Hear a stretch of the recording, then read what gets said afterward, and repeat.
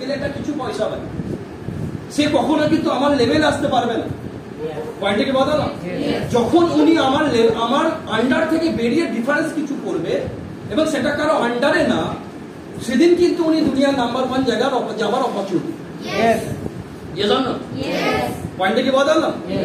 কারণ আমি যখন গ্রিপের বাইরে বেরোবো, বেরিয়ে যখন আমি স্বাধীন কিছু করবো, সেটার নাম হচ্ছে বিজনেস।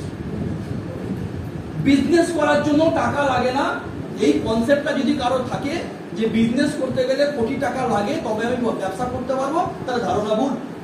বিজনেস করার জন্য একটা সলিড মাইন্ড সেট আপ লাগবে এবং এটা ক্লিয়ার হতে হবে যে দুনিয়াকে যারা লিড করছে সেটা হচ্ছে বিজনেস।